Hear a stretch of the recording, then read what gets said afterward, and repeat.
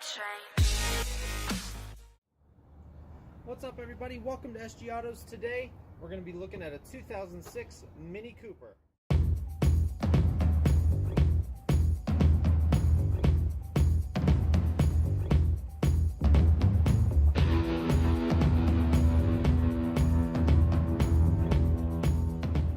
The Mini Cooper first came to the US in 2003 in the form of this new body. Of course, there was the old classic Mini Coopers, which I'd love to drive one of these days. But this is part of the first generation from 2003 to 2006. It has a 1.5 liter with a whopping 115 horsepower. It's a very small car. There's not a lot of room, not a lot of horsepower. So why would you get one? You definitely wouldn't get it because of trunk space, because, well, it doesn't have a trunk. Fit a receipt in here, I guess. That's about it. You definitely wouldn't get this car for the rear seating capability, because there is none. This is my knee. There is no floor space for my feet. Right behind this seat, I can fit my hand. That is it. The funny thing is, they have seat belts back here, like someone would actually possibly ride back here. I think that's kind of funny.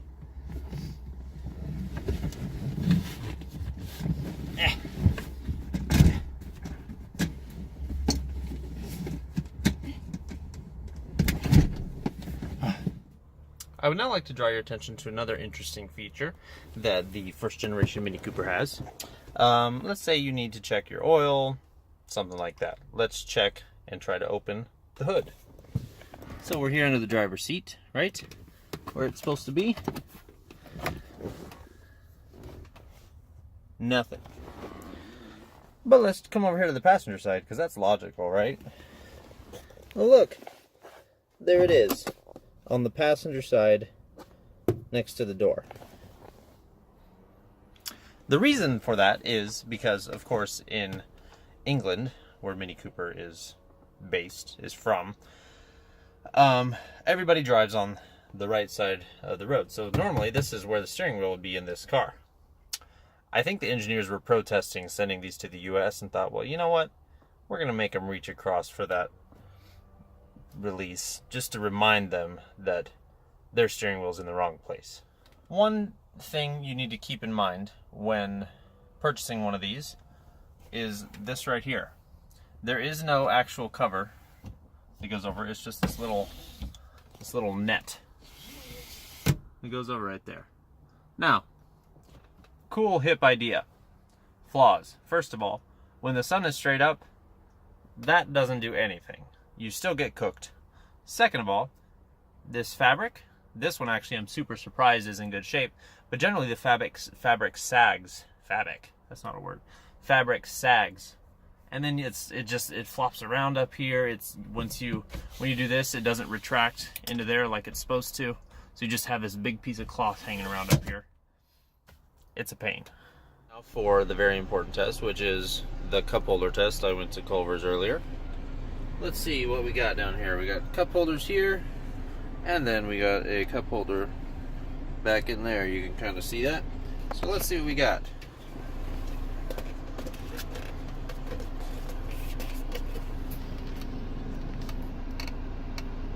That's not going to work. But don't worry, we have another cup holder back here, right? Should be super easy. I'll just stick it down in there. Great. And now, that doesn't go anywhere. So in other words, the cup holders in this car are absolutely useless for any size cup. I've also used my Starbucks cup in this car, as we all know that's a very important factor for me. And my Starbucks cup doesn't fit in this car. I don't know. So the question has to be asked. Why would you buy one of these? There's no room. Cup holders are useless. There's no trunk space. It has 115 horsepower, which is not much of anything.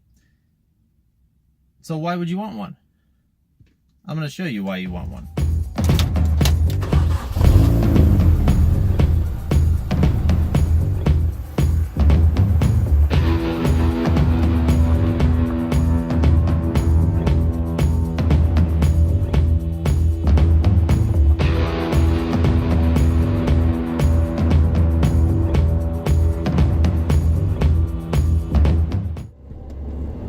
the steering on this car is super tight. Now, on a bigger car, it probably would be too hard to steer, but because this is such a small car, it's actually super easy to steer, but it still feels really, really connected to the road. This thing does great on corners.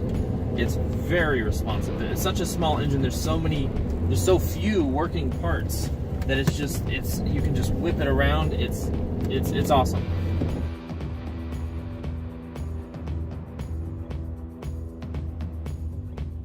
If you've never had a chance to drive one of these cars, you definitely need to.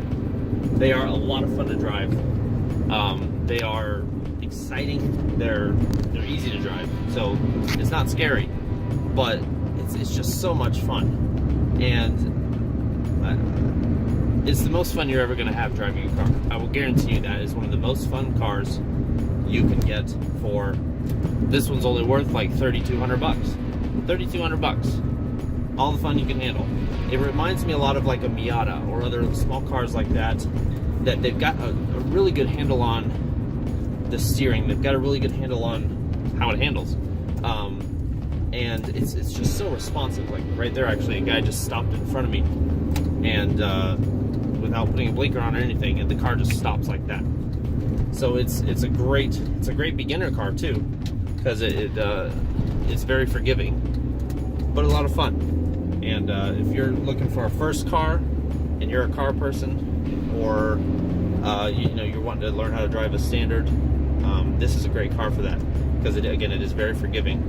But it's also fun. When you're young, you want to have something fun to drive and something that looks cool.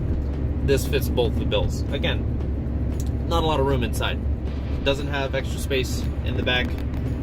You're not going to be able to have all your friends in here. But hey, who needs friends when you got a Mini Cooper, right?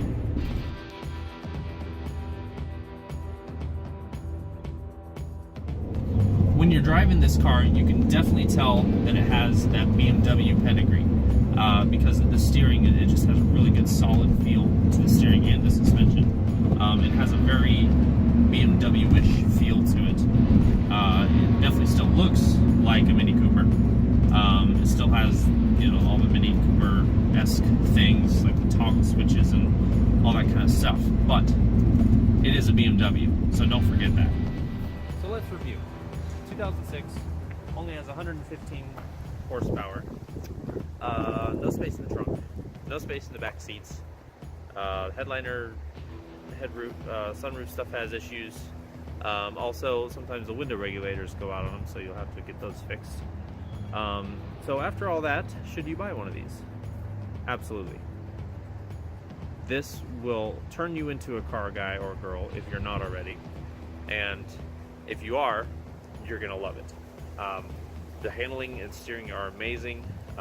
It's made by BMW, so BMW is well known for their handling capabilities with their vehicles and doing a great job with that. And this car has all that.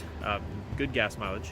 In the base models, the engines are very reliable. There's very few problems that I've heard on these cars. Of course, every car has problems, but there's very few that I've heard on the base model. Now, if you get into the turbo or the supercharged cars on the Mini Cooper S, when you get into those, you do run into some issues. There have been some issues with both of those, but the base model, no problem at all. I would highly recommend one of these. Thank you guys for watching today. This was a lot of fun. I enjoyed it. I hope you did as well. My name is Seth. Thanks for watching SG Autos.